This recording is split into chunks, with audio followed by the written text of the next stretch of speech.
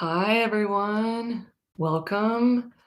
Today, we are going to be talking all about shifting your relationships and how you show up in them and what types of relationships you engage with in order to become a more powerful, empathic, and heart centered innovator, creating the changes that you want to be seeing in the world.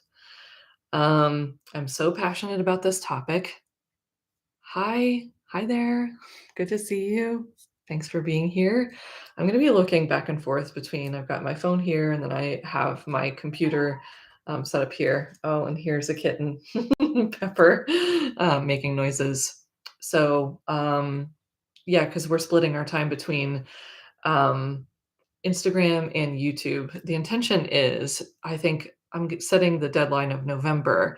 Um, in November, I want to fully transition back over to YouTube because it is easier to chat with y'all over there. It's easier to go back through and look at the comments afterwards and see, like, catch all the things that I might have missed and then be able to respond to those things in the content that I create next.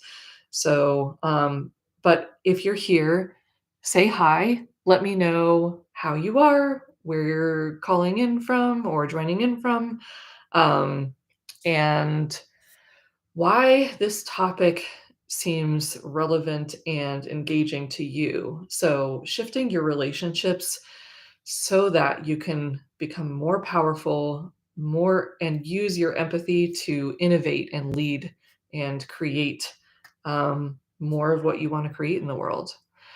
So, I'm going to start off by saying, like, feel free to put in the comments why this topic resonates with you or how this relates to you in your own life. But um, I'm going to talk a little bit at first about what I saw in my own journey and then like what I see in you.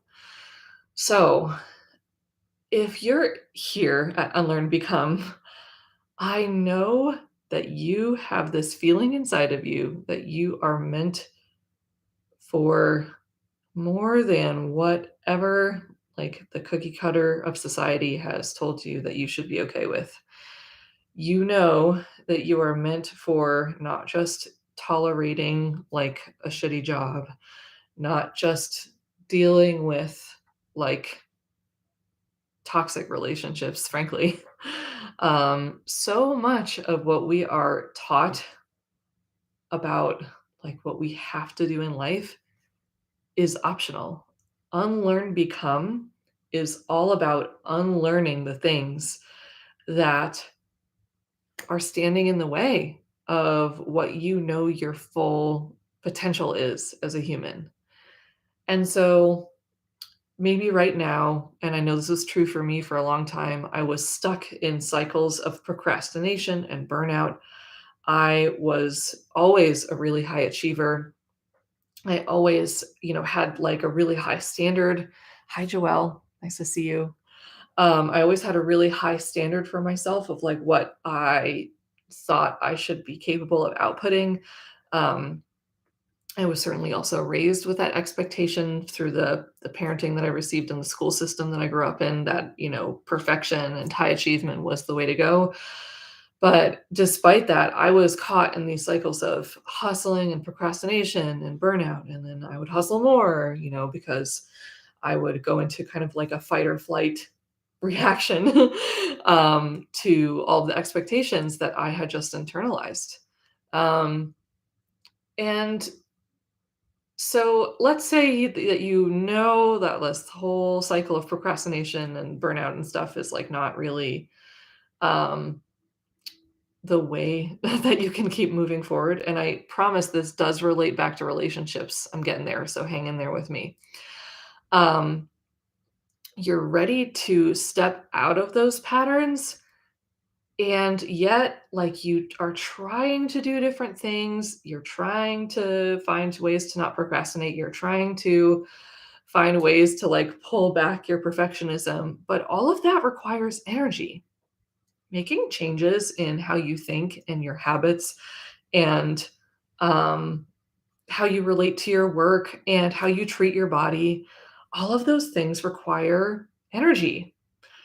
And if you are in shitty relationships that are siphoning off your energy, where you do not feel comfortable being yourself, and you aren't able to ask for what you need, you're not able to state your opinions and viewpoints openly, um, without it like severely like dysregulating the other person.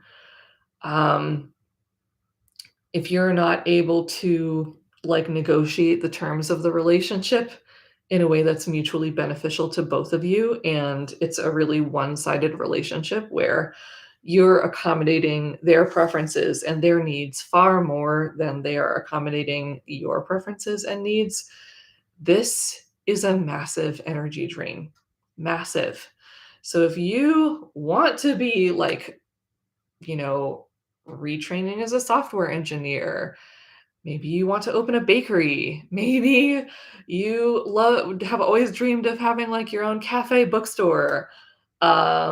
Maybe you want to write a novel. Maybe I'm just like my clients and the people that I love to work with are, so amazing and have so many like interesting, wonderful dreams. And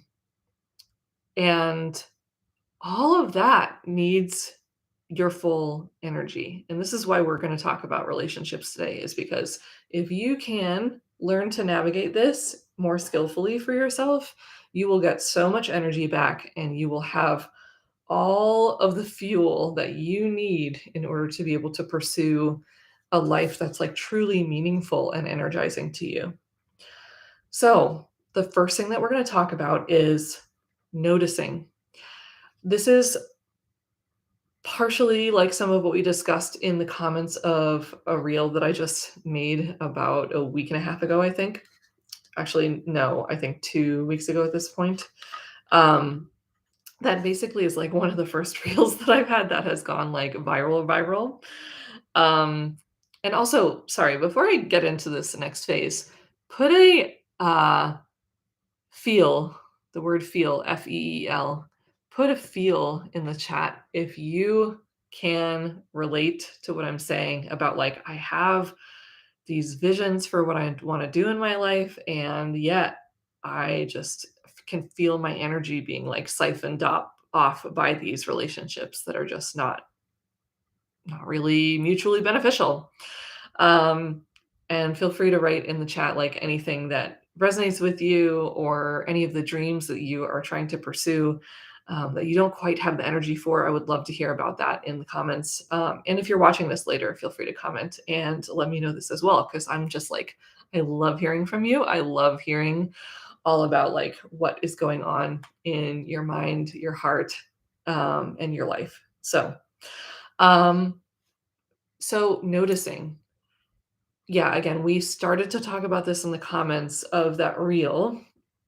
That reel being like, if you're staying in these relationships, there's something that you need that is somehow getting met in that relationship, even if most of it is bad, even if maybe even all of it is bad. Like there's still a need that you are trying to get met through that relationship, and it's really all about like how do you be curious enough about your experience to begin to figure out what it is that you are needing so that you can fill that need in a different way. Um, so we do this by noticing. This is like, do you know how like meditation is so fucking popular? Everyone's like, meditation, meditation, meditation changes your life. It can. And one of the purposes of meditation that I think is not really talked about very much, but I actually think is more of the true purpose of meditation, is developing a deeper sensitivity to your own experience. It's so common, especially if you are a highly sensitive person, um, that there's so much stimuli coming at you at all times that it's like, let's just ignore everything that's happening in my body so that we can like manage and pay attention to all of the overwhelming things that are happening out here. So noticing when you are trying to figure out, why am I staying in this shitty relationship that's siphoning off my energy? The first practice is to really deeply notice what you're thinking, what your emotions are, and what does this say about what you're needing? Both before you reach for that person or before you respond to that person, as well as when you are with that person. So let's start with the before you reach for them. Hi there, good to see you. We're talking about noticing what is happening inside of you when you reach for a person you know is no good for you, when you get ready to respond to a person who you know is no good for you, and then spending time with them. Okay. So those are like three aspects that we're going to talk about. So before you reach for them, if you are notice yourself like, okay, I'm grabbing my phone, I'm opening up my texting app or, Facebook Messenger or whatever, and I'm about to send them a message. Um, hey there, Toro. Nice to see you.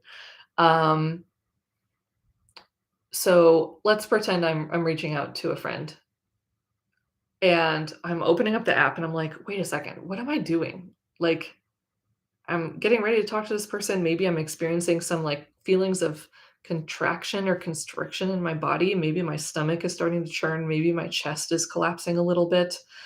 Um, and I just reached for the app so that I could like begin writing a message to them.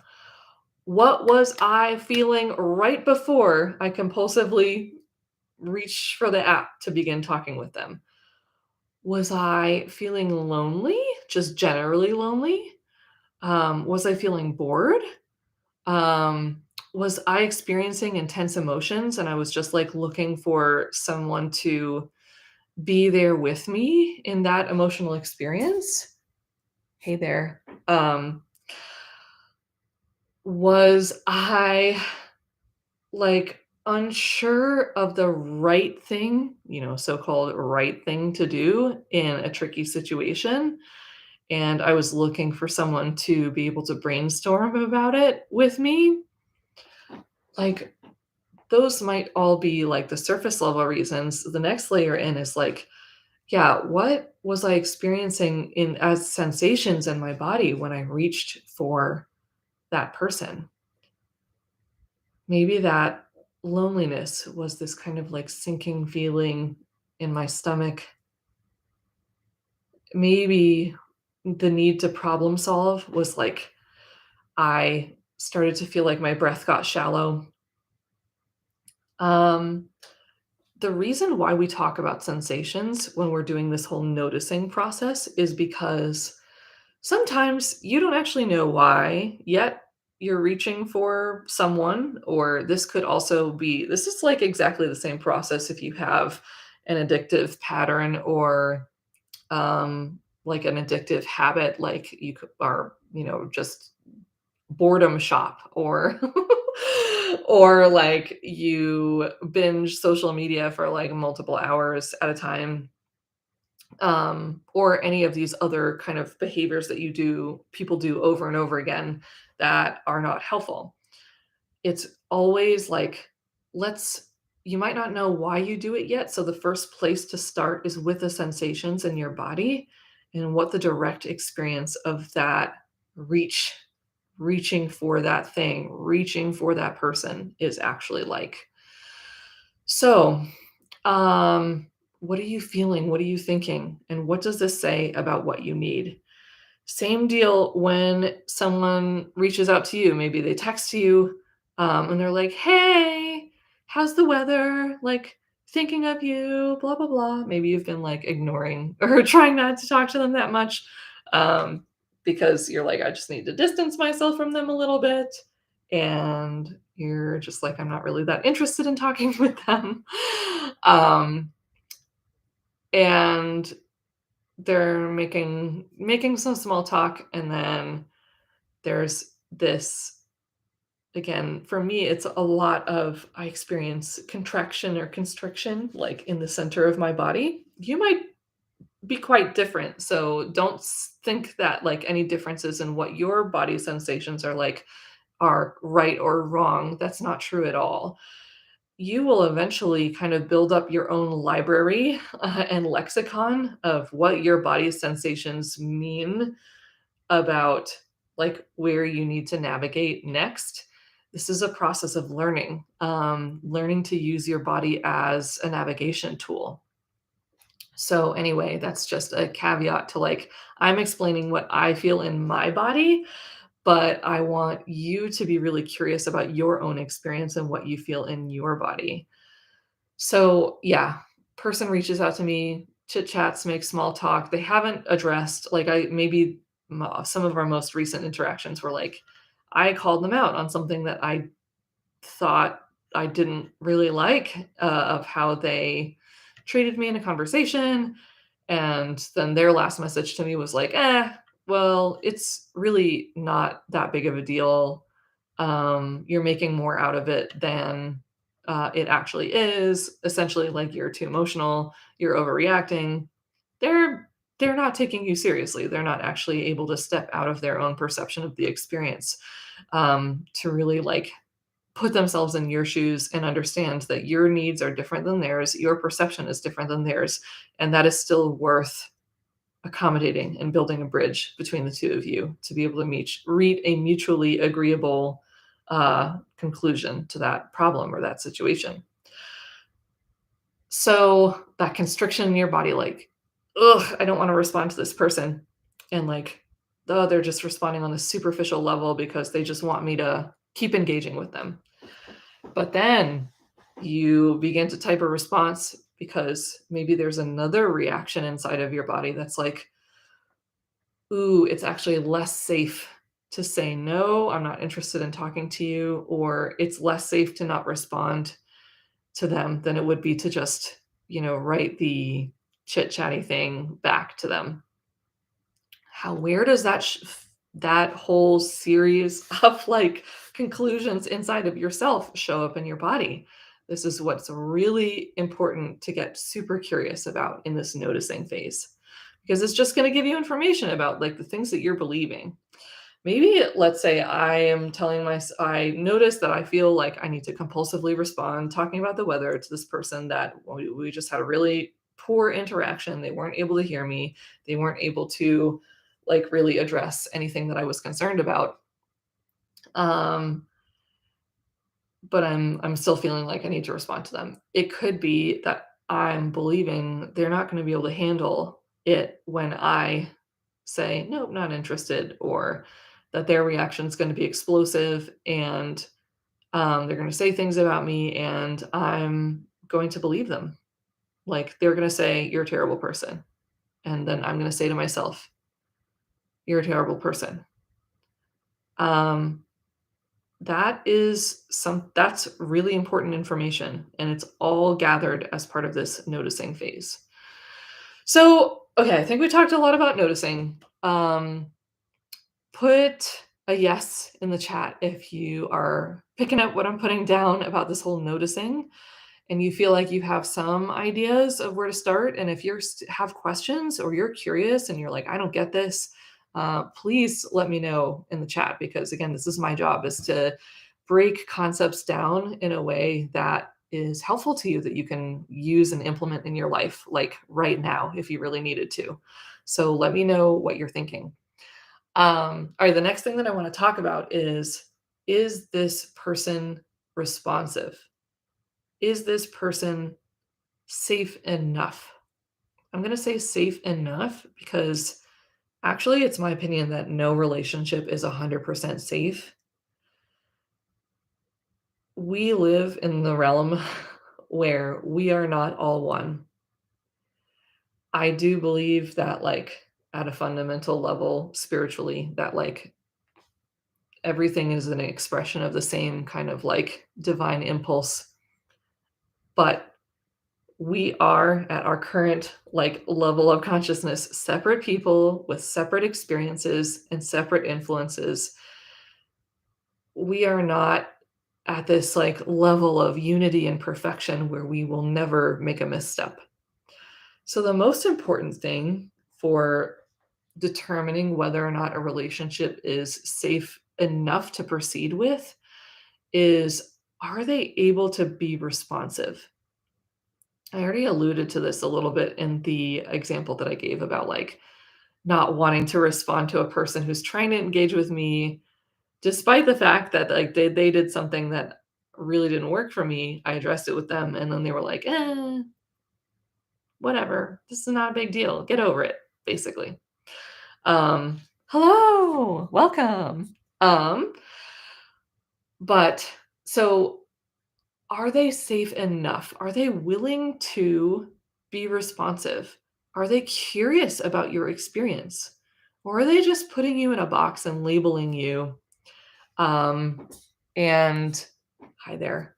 Um, and basically like putting you in a compartment where it doesn't require them to introspect and think about like, what am I doing that's affecting them, in this way? Um, so we ultimately, there was an example in the comments of the reel that went viral of, this person says really nice things to me sometimes, but then later they like use the things that I've done and like I kind of hurl them against me and um and they also like don't really like treat me well. They don't actually, their actions don't treat me well compared to like all the things that they say with their words about how much they love me and how much, how important I am to them, blah, blah, blah. It is really important for words and actions to align. And more importantly, with the words part, because I'm a words of affirmation person in the love language world. Having words like said to me by the people who are close to me in my life that are affirming, validating, and show that they really see me and they understand my experience, like that's tremendously important to me in my very, very close relationships. I don't need everybody to do that for me, but like in my very close relationships, this is something that I'm looking for. Um, so ultimately, it's like with their words, and with their actions, are they able to attune to your experience? And let me explain what I mean by attune to your experience. Let's come up with an example. Let's say, okay, my partner like really wants chicken fingers. This is actually true. He like loves chicken fingers and will basically eat chicken fingers for every single meal if left un to his own devices, basically. So let's say he wants chicken fingers, but I want Chinese food. Okay. Like this is a super superficial example, but um I want Chinese food, he wants chicken fingers, and we need to get dinner together. If it's a pattern over the course of the relationship where he is not able to be open to options of like, "Oh, well, I'll get, whatever's the closest to the fried chicken at a Chinese restaurant," or maybe let's go to a plaza where there's like a fast food place and there's a Chinese restaurant and we'll get takeout to go together. Or maybe more rarely, he's willing to not get chicken fingers and then we go somewhere that is like a place that I would prefer. Of course, you know that this has to be a two-way street, and the thing is, I know about you that this is not a two-way street in that you have been accommodating this other person likely way more than they have been willing to accommodate them, because again, it's about, are they able to attune to you? With actions, like that, let's say that restaurant example is one way of thinking about it. With words. So let's say that there's a particular habit your partner has of Like they respond to you in XYZ way. And whenever they respond to you in that way, like no matter how hard you try to like steer yourself around it and not get annoyed by it, it just annoys you. And maybe you've done some introspection and you're like, I know this annoys me because of like XYZ thing that happened in my past. Maybe my dad like responded to me in that way and I felt really alone and like lonely and not cared for in that situation. And so this is a reminder of that, like in my current relationship with my partner. Um, or maybe you just have a different way of viewing things. And yes, sometimes you try to meet your partner where they're at, but you would like them to try to accommodate you sometimes as well. Um, and you ask for all of that. And then the other person is like, eh, no, I'm not willing to do that. Or no, again, you're the problem. They're not able to meet you in your experience and attune to what you are experiencing and what you need. And that's ultimately a red flag. Is like if both parties are not willing to or able to regulate themselves enough to be able to build a bridge between the two of you, then that is a sign that that person is not necessarily a responsive person. And maybe they are not safe enough to be able to collaborate and build a solid relationship together. Um, oh, I lost my notes. Okay, I just refreshed. I have my notes here because I know we have a lot to cover today, and I'm just excited to dig into all of it. So, ultimately, trust in a relationship is built upon, like, if I am vulnerable about what I need, what I think, what my internal experience is the other person going to handle that information with care? Are they going to be able to take actions and respond with their words in a way that really honors that stuff that I shared with them about what I'm needing and what I'm seeing and what I'm thinking? So, the reason why I'm talking again so much about this and each phase of this process is because all of this is so important for collecting data. When you're in the process of trying to decide, like, can I be in a relationship with this person, a friendship, partnership at work? Maybe they are your spouse, maybe they're a roommate, like, it doesn't matter, any relationships. When you're in the process of deciding, like, is this workable for me? You really need to notice what your internal experience is and start to connect the dots of like, what does this actually mean about what I need and what I want? And then try to determine, like, looking back over past situations and past experiences with this person, are they able to attune to my experience? Are they able to be responsive? And are they safe enough to be able to collaborate and build something together?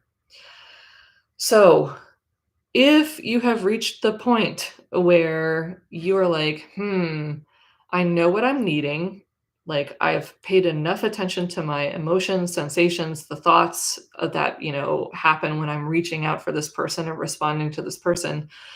Um, and I have determined that they are not really capable of being responsive to me, then the next thing is to figure out how to actually assert like what you are needing from that relationship. If they aren't able to be too responsive, maybe this is the time that you're deciding, I don't really want to talk to them every day. I want to talk to them once a week. Or I don't want to talk to them once a week. I want to talk to them once a month. Or I only want to talk to them in this context and not in another context. Like maybe I'm willing to see them at a group hangout, but I'm not willing to see them one on one. Or maybe I'm willing to talk about, certain XYZ topics. Maybe I'm able to talk to them about the weather, about like superficial stuff about jobs and, activities, maybe things that aren't too vulnerable or too raw on the inside of you. But I'm not able to talk about the problems that I'm going through with them, because I just have historical knowledge that, like, they're not able to be responsive. They're just gonna make it all about themselves, or they're gonna get triggered, or, some other thing that's not helpful. Um, so ultimately, if they are not responsive, this is the time where you get to decide, and we're gonna get into, but what about their feelings? Because I know this was, something that a lot of you were like, "But what about, me setting this boundary with them is gonna hurt them?"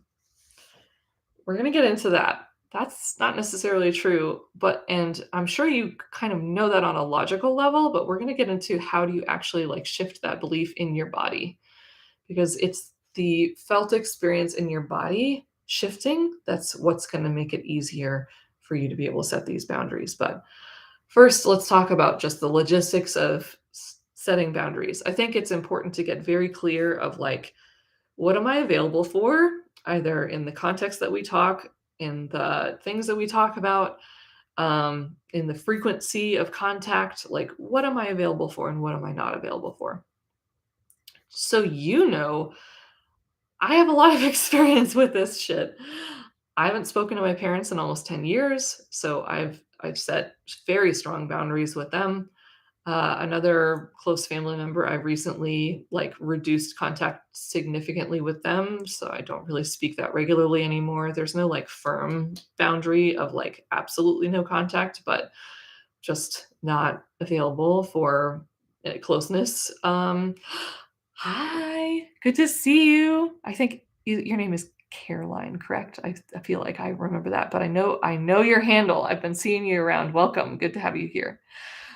We have covered talking all about noticing. We have covered talking all about, is this person responsive enough, safe enough? Are we able to build a bridge between us together?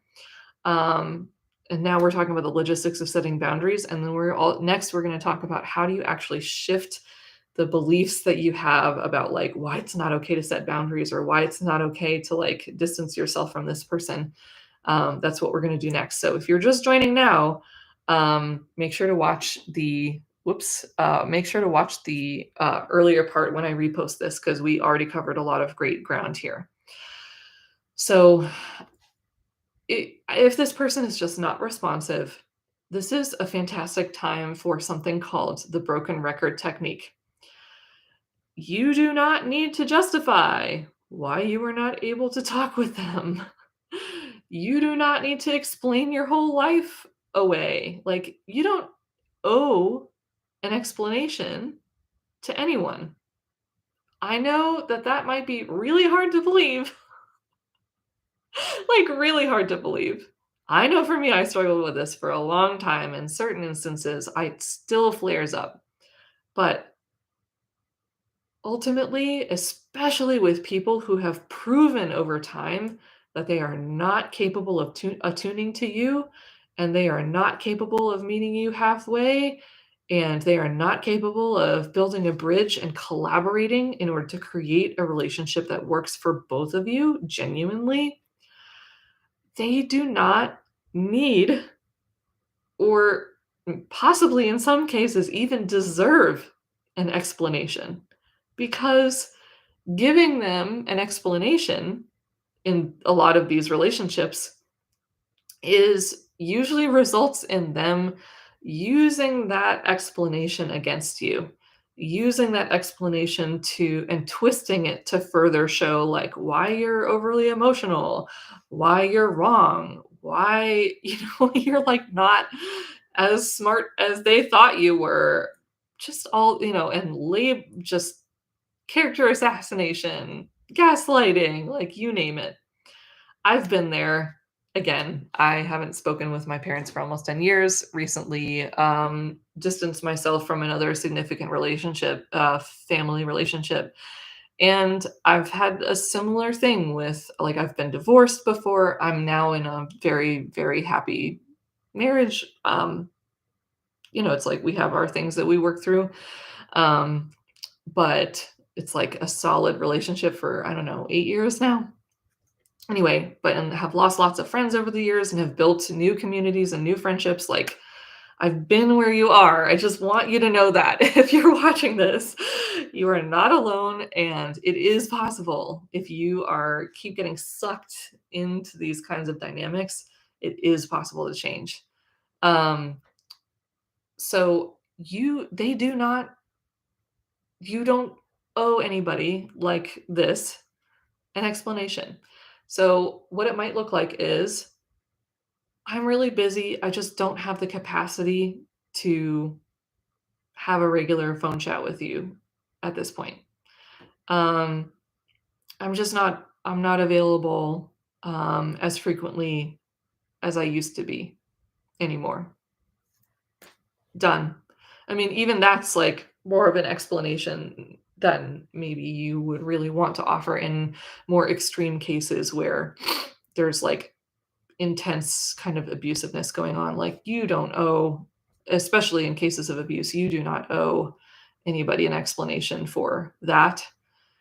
Now, let's talk about if the person has intermittently shown that they are able to like work things out, um, and they have intermittently shown that they're responsive to you, then uh this might be a time where if they say, "Oh, like, well, what's going on?" Like, and especially if they're like, "Oh, is there something that's like not good between the two of us? And like, what can I do? What can I do to support you?" And if there's some history of that going well, at least every once in a while in the past, you could try, again, this is up to your own discernment. You could offer a little bit more information and see how they respond. All of this is an experiment. To take one little action, see how they respond. Take one little action, see how they respond. This is how you build up your own data bank of like, how does this person generally respond? Um, so ultimately, if the person is like, but I don't understand, blah, blah, blah, blah, blah, and you know that they're not capable of being responsive to you, you can say, I know, I'm just don't have the capacity to talk regularly at this time. I'm just really busy. Bam, leave it at that. And the thing that we're going to end with is like all of the beliefs and all of the feelings that come up when you do set a boundary like that. Because some things that you might be believing about yourself, if you are setting a boundary, is this will hurt them beyond repair. Like, this is going to kill them. Maybe you are even thinking something like that. I know that that's something that I thought of for a long time. If I, distance myself from XYZ person, they're like literally going to do something bad to themselves. Like, I've thought that before. And the thing is that like that is very often not true, especially with people who are kind of self-obsessed in this particular way. Like, they think too highly of themselves, and because they've pushed away so much of their own shame and suffering, that it's not likely that that would happen. I'm not going to say never, but they have, remember, like, they have siphoned your energy off of you, and they have basically made you believe that it's a life or death situation for you to either be there for them or to not be there for them. So, if you really sit with that belief of like, this will hurt, I will hurt them beyond repair, you can really ask yourself, like, bring yourself to the exact situation that you have had that belief, that thought, and ask yourself, is this 100% true? Is this true beyond a shadow of a doubt? I'll hurt them beyond repair. And for me, when I'm thinking of the situation with my close person that I recently had to put distance between myself and them, I can't know with 100% certainty if I will hurt them beyond repair. Like, I can't say that that's provable in a court of law. The next thing that I want you to invite you to reflect on, and I'm going to walk through my own experience and my own example, is how do I feel and what do I experience in my body when I believe the thought, I'll hurt them beyond repair if I set this boundary? It's like all of this constriction happens in my body. I start to feel trapped, sad, terrified.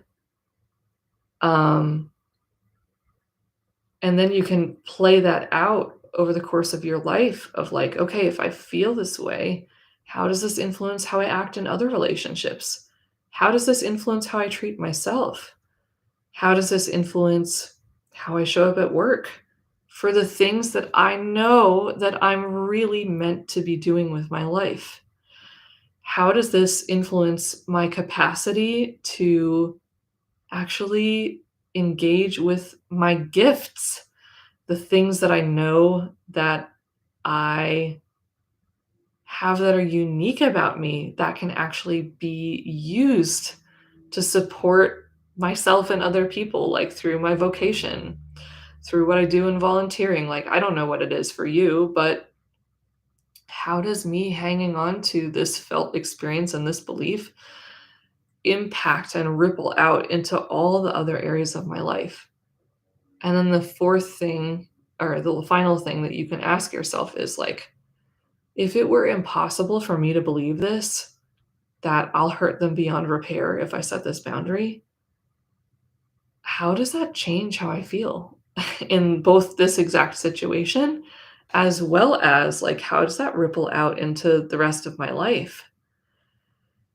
And for me, when I sit with that in this specific situation where I was setting a boundary between myself and this close person, when I was able to visualize and think through like how the ripple would spread out if it was impossible for me to think the thought, I will hurt them beyond repair if I set this boundary. My whole body, first of all, opens up and relaxes and becomes expansive. I'm able to take deeper breaths. I can feel myself like actually sit and release into my chair. I'm like allowing myself to be held by the chair. I can see how this state of being like can ripple out into all the other areas of my life such that I'll have so much more energy for the relationships that where the people are able to be responsive in those relationships and we are able to collaborate and build this together. I'll have so much more energy for the work that I know I'm meant to be here to do. I just like everything will be overflowing. Like I'll be able to take better care of my body, et cetera, et cetera. Then the thing that I really want you to contemplate if you're in this situation and if you can resonate with this belief, and hi everyone who joined recently. Good to see you here. Um, but where was I? The next thing I want you to contemplate is like the opposite of that belief. So if I'll hurt them beyond repair if I set this boundary, the opposite might be I won't hurt them beyond repair. So you could start there.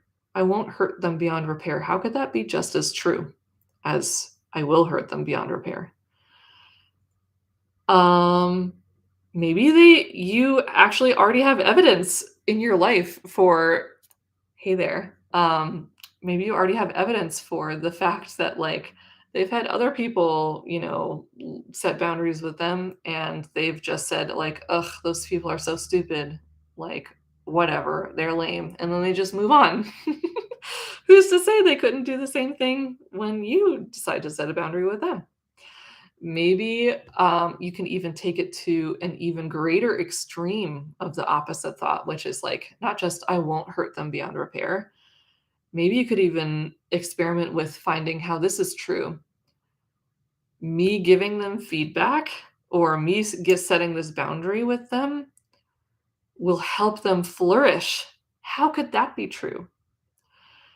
In some cases, like not everyone, but in some cases, people setting a boundary with them or saying like this is not okay, I'm not available for this, and experiencing essentially like the consequences of their actions is the literal thing that wakes them up. That's not necessarily the reason why you should decide to, set a boundary or distance yourself with this person is like with the dependency of them changing. But what we're talking about right now is creating a different experience in your body at the thought of taking this action of setting a boundary with someone. So, how does it feel in your body? And like, how could it be true that actually setting a boundary will help them flourish? It could be a whole awakening for them. It could be that maybe they're just as drained by the relationship with you as you are drained by the relationship with them. Maybe you putting some distance between yourself and them actually gives them the opportunity to look for people who are able to meet them where they're at. And, that's not you anymore. And that maybe that's okay. Like, yes, maybe there's grief there, but like maybe it's actually mutually beneficial. And again, focusing on like how does it feel in your body if you could wave a magic wand and like believe that this is true in this particular scenario. This is how you begin to practice new literal neural pathways in your brain that it's just literally practicing a new way of looking at the world, a new way of experiencing sensations in relation to the situation in your body. And as we all know, with sports, learning a musical instrument, like anything else that you need to repeat, learning how to drive, the more you repeat not thinking the same things or doing the same things in response over and over again, the more you practice and repeat redirecting yourself to do, the new thought or a different thought or a new action, the easier it will get to not like fall into the same rut of believing that like, oh my God, if I set a boundary with this person, like I'm gonna hurt them beyond repair. And that is a process that I like coach my clients through one-on-one is actively going through and noticing what their experiences are in response to like a shitty and toxic relationship, figuring out like, is this person that they're forming a relationship with responsive? Are they safe enough? And then the third thing is like actually figuring out how do I shift my beliefs so that it makes it easier as just a person living in your own body to actually do what you need to do in order to live more of the life that you're wanting to live. The final thing that I want to talk about is that as a highly sensitive high achiever, which I'm assuming you are if you were here, um, you have likely been conditioned from a really young age to just believe that your worth is contingent upon what you can do for other people. And this is a whole set of beliefs, like little beliefs that stack up on top of each other. So many, like dozens more than, this will hurt them beyond repair if I set a boundary, or I'm a terrible person if I set this boundary. You probably have layers and layers and layers of all these different beliefs that kind of meld together into an instinctual response to want to take care of other people. This is really common amongst highly sensitive people in general because again, like if the world is loud and if someone in your life is unhappy, we especially if you weren't taught how to feel your feelings and how to actually like be with yourself through the experience of difficult emotions, it's so easy to think like, oh, I just need to fix this situation. I just need to change the circumstances. I just need to make this person happy. And then like everything will be okay and I'll be able to feel calm. This is also like kind of the foundation of what people call codependency, is believing that I need to fix, I must fix or control everyone outside of myself in order to feel okay on the inside. Um, so number one, you're not crazy. Like you're not, there's nothing wrong with you. This is all able to be unlearned, and you are able to like embody and become new ways of being through practice. Like 100%. I just want you to know that this is 100% possible for you. I am proof that this is possible. I am almost a completely different person in so many ways than I was when I was stuck in relentless people pleasing and perfectionism and hustling and burning myself out and just all of these things that I was stuck in for years. It is possible to change. And the final thing that I want to talk about is like there's the volume knob on the outside world, and then there's the volume knob on your inside world. And again, because things tend to be so overwhelming in general when you're highly sensitive, it's really easy to be like, okay, outside world needs all the attention, and I'm just going to turn the volume knob completely down on myself. This is just not a sustainable way to live. So we need to find ways through questioning the beliefs that you are have been conditioned to believe, like we just did, like paying attention to and noticing the emotions, the sensations, and the inner experiences that you're having in response to the relationships in your life. All of this stuff can be practiced, and that is what will help to turn the volume knob up on your own experience in your own life. And then you'll be able to balance kind of these volume knobs on inside world and outside world a little bit more equally than you have, at least so far in your life. All of this is learnable, all of this is practicable for real.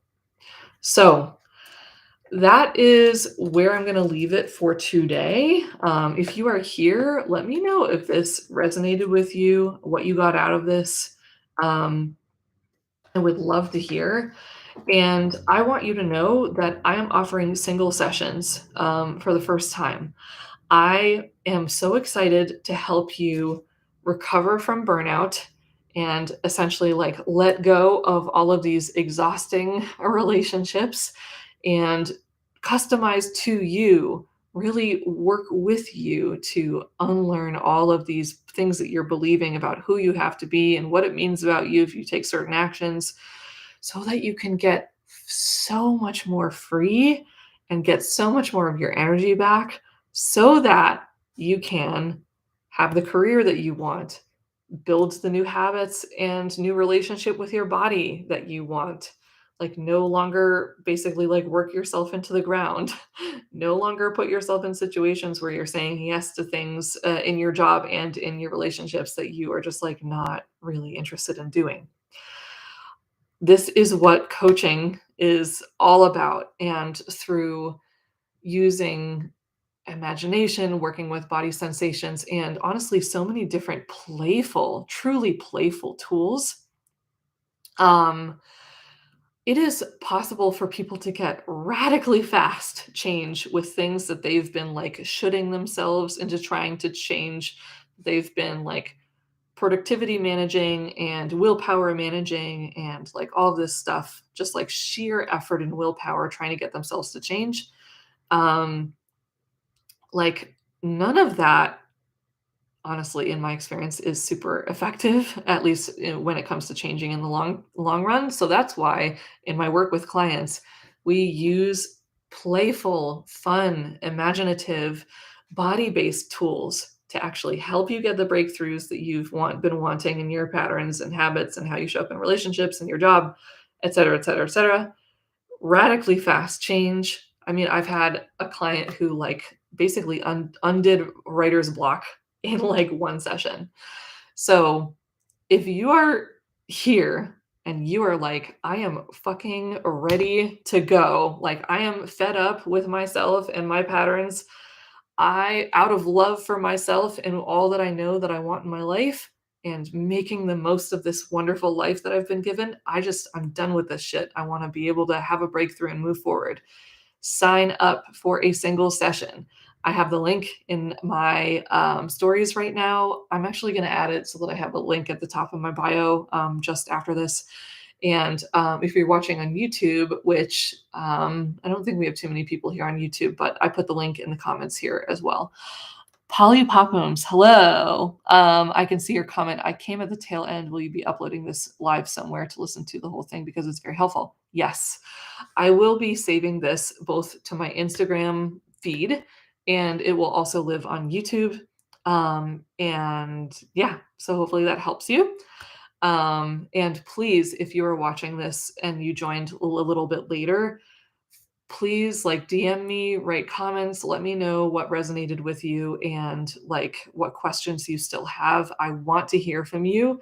I want to help you. And also just know that these one-on-one sessions, we will be able to make so much progress in a relatively short amount of time because I am there with you to like really see you and be with you and help you find your own path and help you learn to navigate your own body's sensations and images and emotions to find the right way of being in relationships, the right career, the right self-care practices for you. Okay. Okay. So thank you so much for being here. Especially if you're watching this afterwards, like, dang, this is a whole sermon. This is a whole masterclass right here. For free. Yep. So I hope you have a wonderful rest of your day.